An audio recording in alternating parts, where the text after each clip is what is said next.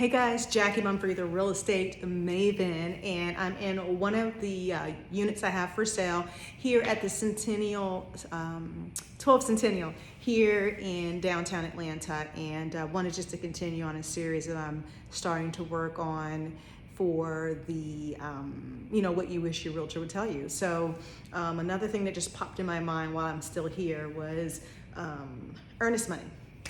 Is earnest money necessary? In this market, yes. Do you legally have to, is there a law stating that you have to pay earnest money when you buy a house? Absolutely not. There is no law. However, if you don't write earnest money or prepare to deliver earnest money to the seller, your contract is not worth the paper it's written on, right? It's not worth the computer that it was typed on.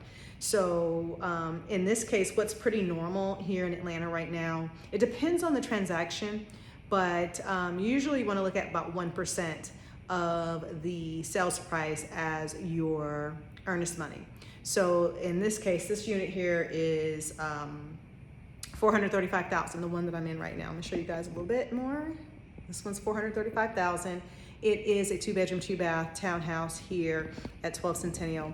And so your earnest money on this one is you're gonna be pretty much looking at $4,350 as your earnest money.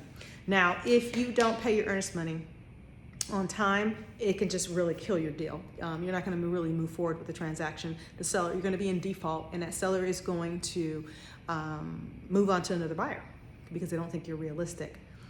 So that's something that you want to maintain. Now, there's different reasons why people don't pay earnest money. Sometimes it's that they prefer to just kind of wait and see what happens. Sometimes it's they don't have the money. Sometimes they're waiting for the money to hit their account.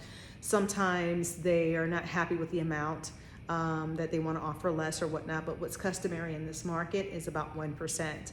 And that seller is going to see all the other offers with significantly more earnest money than if you didn't put any, or if you just put $500 or something, or $100. I've seen earnest money that was $100 on, $300,000, $400,000 properties, and they're not going to take them. They'll just move on to the next buyer because they don't feel that you're serious. So, do you legally have to pay earnest money? No. But will you most likely get a contract accepted with not paying earnest money? No, not in this market. Even when we were in a buyer's market back after the whole debacle in 2008 and 9, 10, 11, 12, 13, 14, we were still paying earnest money. Now the amounts might have been a little bit different, but not that much. In our market here, we customarily, like I said, do 1%.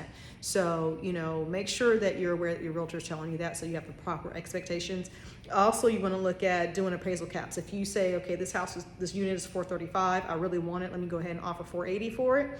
An appraisal cap or appraisal gap coverage basically means that you promise the seller that if this property doesn't appraise, that you're going to pay the difference in cash to the seller at closing to make up the difference.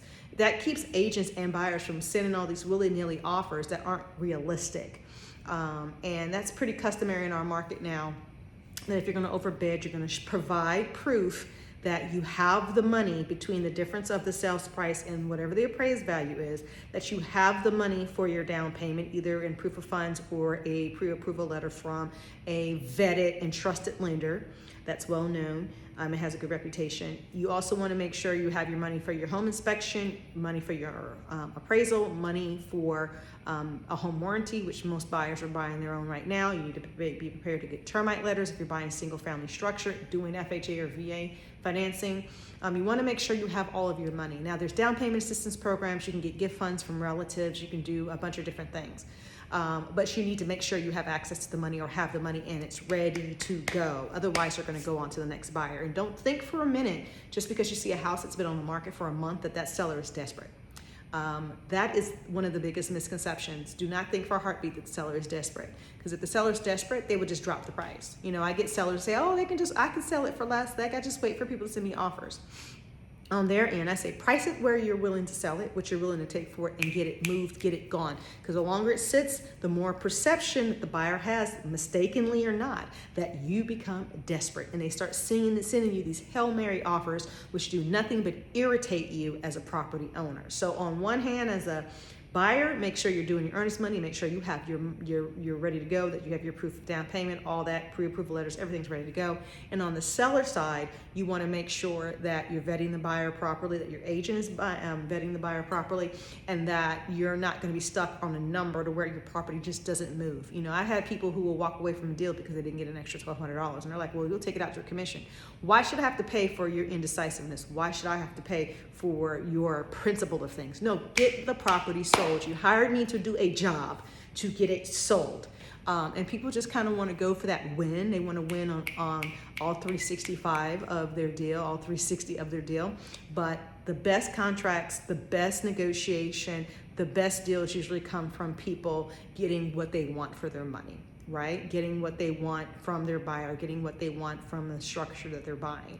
So that's where I come in as an agent and make it happen.